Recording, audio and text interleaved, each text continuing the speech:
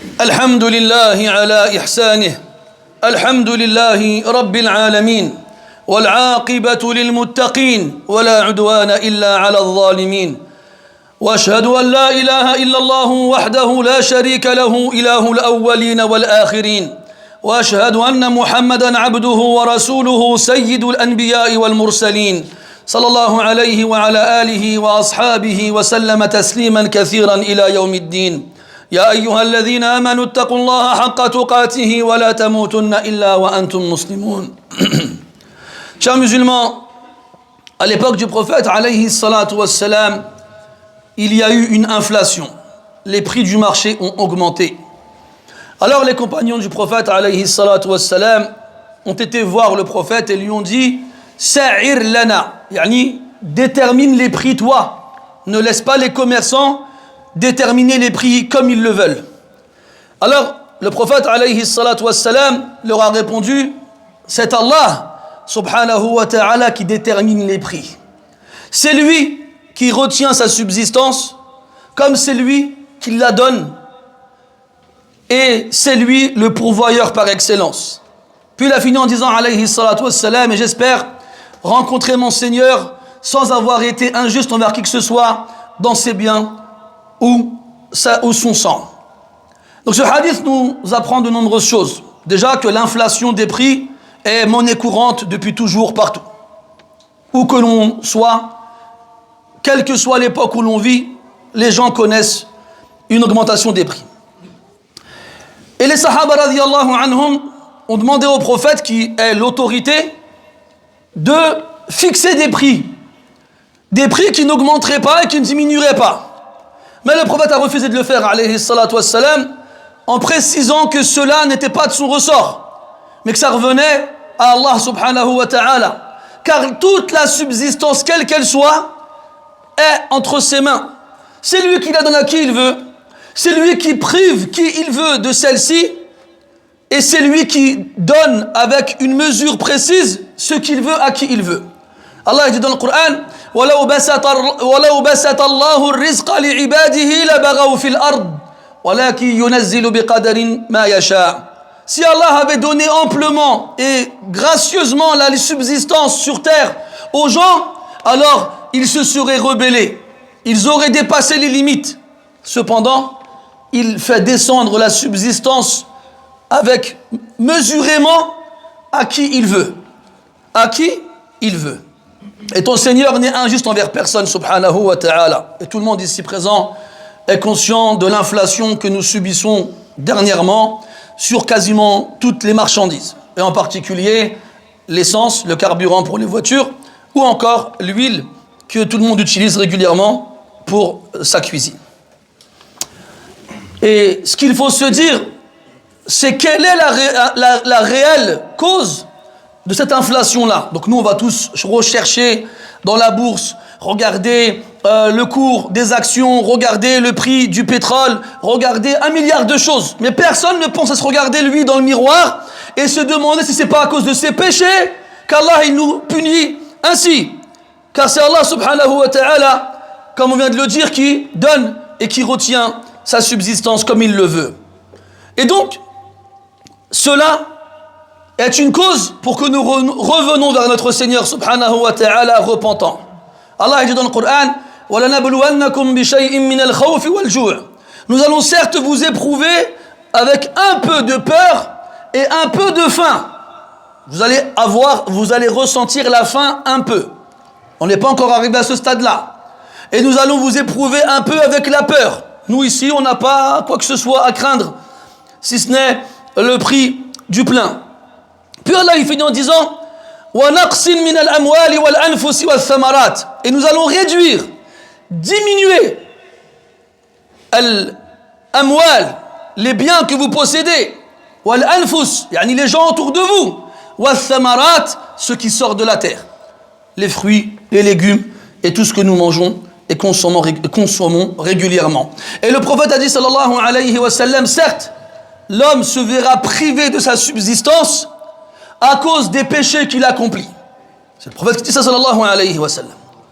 Et parmi les choses dont le prix a énormément augmenté, et qui est sujet de polémique chez beaucoup d'entre nous dernièrement, le prix du pèlerinage. Les agences de voyage qui ont doublé le prix du pèlerinage depuis la dernière fois. Et il n'y a absolument aucun doute dans le fait que cette inflation de leur part est une injustice évidente. Elle rentre même dans le fait de s'accaparer les biens des gens injustement. Pire que ça encore, elle devient un obstacle qui empêche les gens d'accomplir leurs obligations.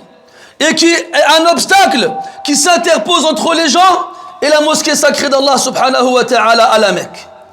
Mais, est-ce que ça veut dire qu'on a une excuse pour ne pas y aller alors qu'on a les moyens de le faire? La réponse est non.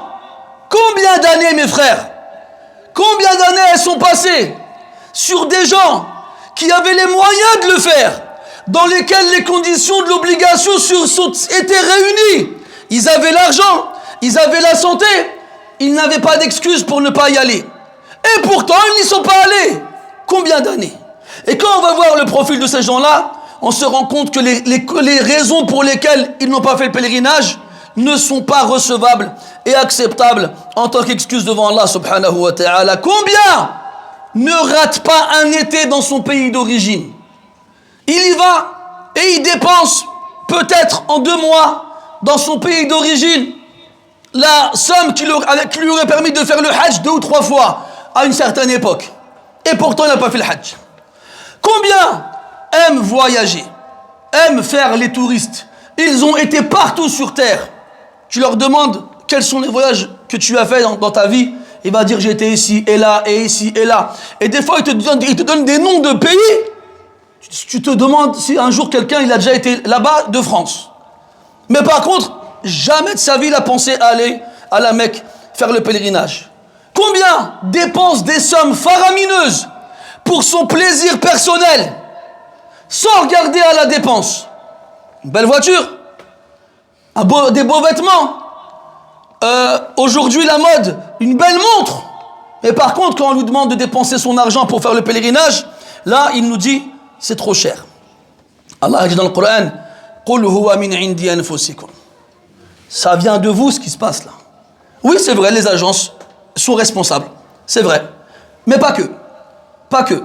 La responsabilité des agences dans l'augmentation des prix est une cause qui nous est à tous, évidente. Mais il y a une cause qui ne nous traverse pas l'esprit, ce sont nos péchés. Et notre négligence dans l'accomplissement du pèlerinage à une époque où c'était beaucoup moins cher et pourtant on ne le faisait pas.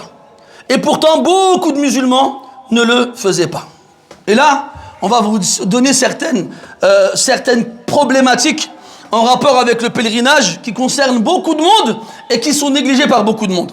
Les savants donc nous disent que parmi les conditions qui rendent le pèlerinage obligatoire, al-qudra.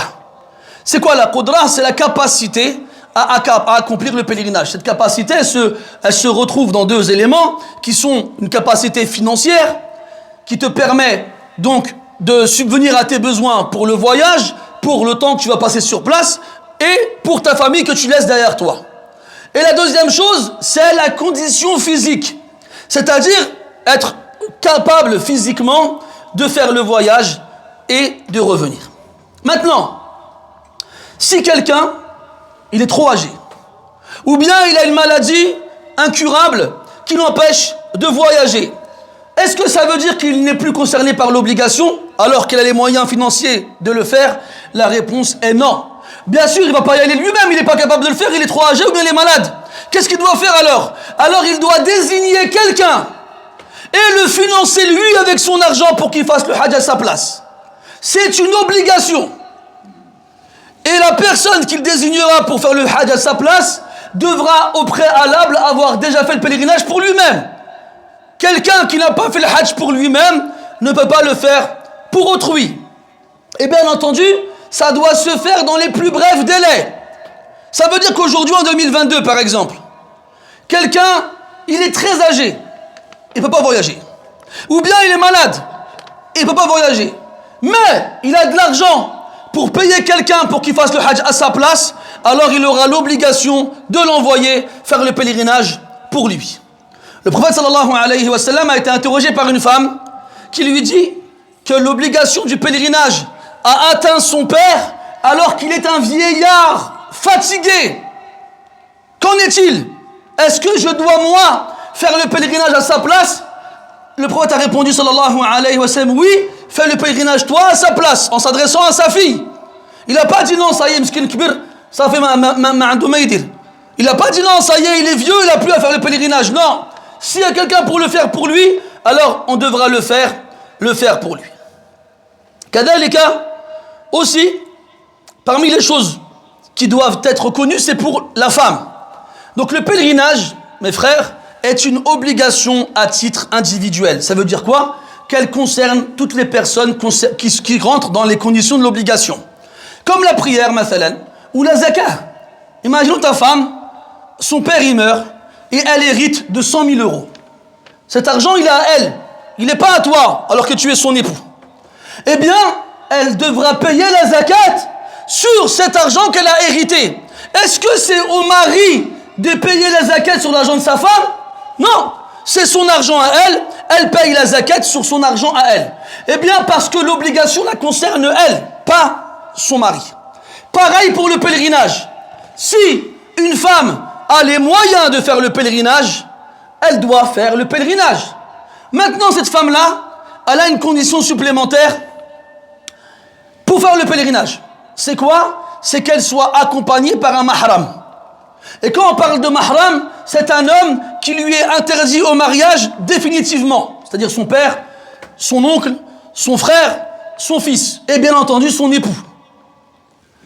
Donc, si elle a un mahram qui peut l'accompagner faire le pèlerinage, est-ce que ce mahram-là doit payer le pèlerinage pour lui afin d'accompagner cette femme-là? Non, c'est à elle de payer le pèlerinage pour le mahram qui va l'accompagner.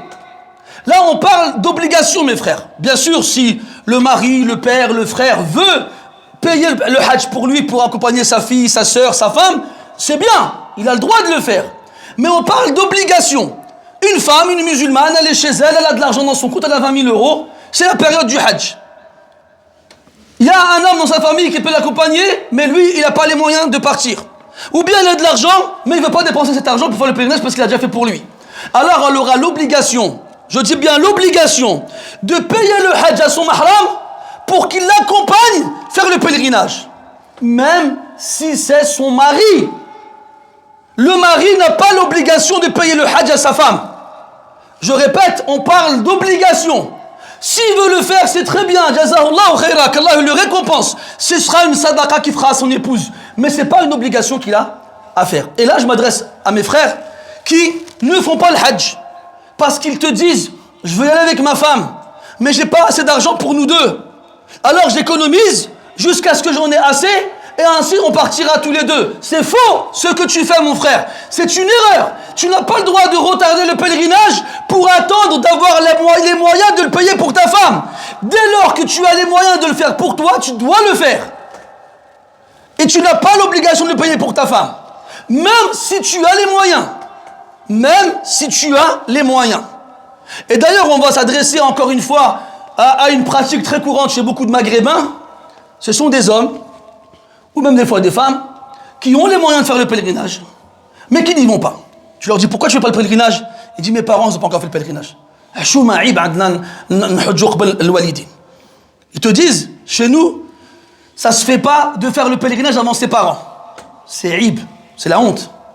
Alors, j'économise pour avoir assez pour les envoyer d'abord, j'irai après. Là, khata. Encore une fois, c'est une erreur de croire ces choses-là.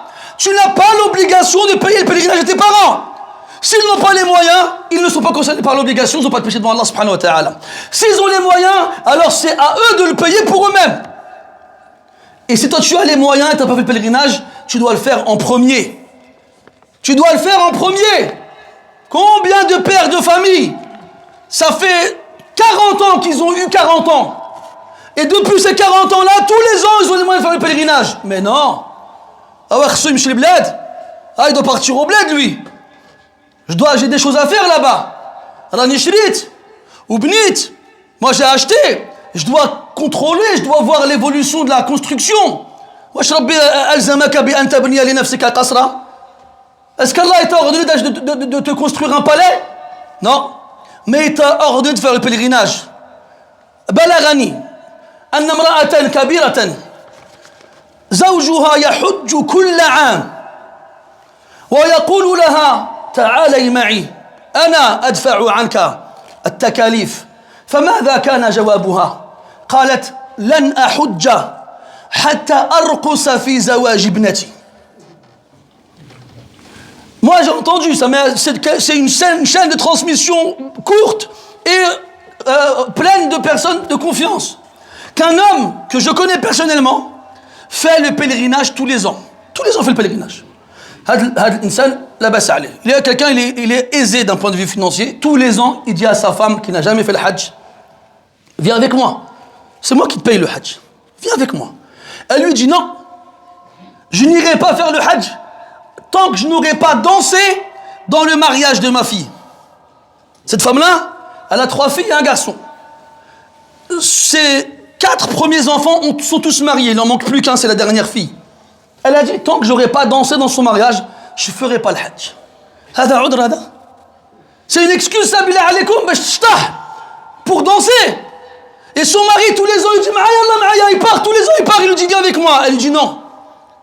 Et après, c'est le même genre de personnes qui vont en voyage quand ils le veulent, qui ne s'interdisent rien, qui ne se privent de rien. C'est les mêmes gens qui laissent le pèlerinage partir parce que ça, pour eux, ça n'a pas d'importance. Aujourd'hui, quand les prix sont bien augmentés, ils se plaignent. Ah, c'est trop cher. Oh Allah, ya akhi, il serait moitié moins cher, tu ne serais pas parti quand même. Tu ne serais pas parti quand même. Parce que tu n'as pas le problème de quelqu'un qui veut faire le pèlerinage. Pour toi, le pèlerinage, c'est secondaire. Tout le reste, lui, est prioritaire. Mes frères, ça fait 2 ans qu'on a été privé de pèlerinage à cause du Covid. 2 ans. On a senti la privation. On a senti cette privation. On a vu le haram. On a vu la mosquée d'Allah Ta'ala vide. Personne en train de faire tawaf. Jamais on n'aurait pu imaginer voir une image pareille. Jamais. Même en rêve. Même en rêve. Et les gens, quand ils regardaient la mosquée sacrée à la télé vide, leur cœur, il se serrait de tristesse. Même s'ils avaient déjà fait le pèlerinage plusieurs fois. En se disant, subhanallah, hurimna, on a été privés. Et si on a été privés, c'est à cause d'un péché qu'on a fait, mes frères. Et Allah dit dans le Coran, وَاتَّقُوا فِتْنَةً لَا تُصِيبَنَّ الَّذِينَ ظَلَمُوا مِنْكُمْ خَاصَّةً. Craignez une punition, une tentation, une scission qui ne touchera pas seulement les injustes parmi vous, touchera tout le monde. Les injustes et les autres. Parce que nous, on les voit, donc, الناس الحج وحتى نشرف حتى نكبر حتى نكمل الدار حتى نزوج بنتي حتى hein? On en connaît tous des gens comme ça, oulala. Des gens qui nous disent, moi le pèlerinage, oh, pas maintenant, plus tard, quand je serai vieux. Lui il te dit ça à 50 ans, il dit quand je serai vieux.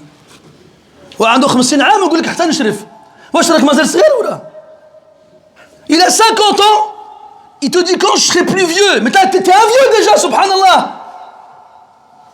قال لك 50 عام مازال صغير هذه حيدوها من راسكم هذه. Comme les Maghrébins, ils aiment bien répéter, t'entends quelqu'un, il te dit quoi? Fulan, il a 50 ans. Subhanallah, il est encore petit. Qu'a fait 50 ans, il est encore petit? D'où vous l'avez ramené celle-là de 50 ans, il est encore petit? Où? L'imam Malik, rahimahullah ta'ala, il disait كان الرجل يتاجر ويسافر فإذا بلغ ال40 تفرغ للعبادة. هذا الإمام تاعكم الإمام مالك رحمة الله عليه. Hein? L'imam Malik, il disait quoi? Avant, l'homme, il voyageait, il faisait du commerce. Quand il arrivait à 40 ans, ça y est, il arrêtait tout, c'était l'ibada. La retraite, taqa'ud. C'est pas la retraite pour se reposer, non. C'est une retraite, il laisse le travail, il laisse le reste. Pourquoi? Il se donne complètement à l'adoration, à l'âge. Parce que le Rasul yaqul sallallahu alayhi wa sallam, inna a'mara ummati la tujawizu 60. L'âge des gens dans ma communauté ne dépasse pas 60 ans. Quand tu arrives à 60 ans, considère-toi comme faisant partie des morts, parce qu'il ne te reste pas beaucoup à vivre. 60 ans. 60 ans, quelques mazal صغير. راك ميت تقول لي راك مازال صغير. من أين لك هذا؟ D'ailleurs, en parlant de mort, quelqu'un qui pouvait faire le hajj et qui meurt avant de le faire, qu'est-ce qui se passe? Ses héritiers auront l'obligation, avant de procéder au partage de l'héritage, de prendre de ce qui a été laissé comme bien la somme nécessaire pour envoyer quelqu'un faire le hajj à sa place. Wajib. Il y a une femme qui a demandé au prophète, alayhi salatu wassalam, elle lui a dit, ma mère a fait une promesse à Allah de faire le pèlerinage, mais elle est morte avant. Est-ce que je dois faire le pèlerinage pour elle? Le prophète a dit, oui, fais le pèlerinage pour elle. Si ta mère elle avait des dettes, est-ce que tu les aurais remboursées? La femme elle a dit oui. Elle fait, bah Allah il mérite plus que tu le rembourses. C'est une dette. Donc les gens qui meurent, tu vois, combien ils sont très nombreux, sans avoir fait le pèlerinage, et qui laissent de l'argent derrière eux, la yajouz, il n'est pas permis pour les héritiers de procéder au partage des biens avant d'avoir sorti de l'argent, la somme nécessaire pour envoyer quelqu'un parmi eux, ou un autre, faire le pèlerinage à sa place. Fa'tabiru ya ulil absar. Soyez avertis. An taqulu yawm al-qiyamati inna kunna an hadha ghafilin. Avant de dire le jour de la résurrection devant Allah, on n'était pas au courant, ya Rabbana. On n'était pas au courant, si vous étiez au courant. Laqad ballaghakum man ballaghakum wa ja'akum an-nadhir. Hein? Vous pourrez plus dire ça maintenant, vous êtes au courant. Et dites-vous une chose, si on se plaint aujourd'hui de 10 000 euros, wallah, ça ne m'étonnerait pas que dans les années à venir, ça continue d'augmenter.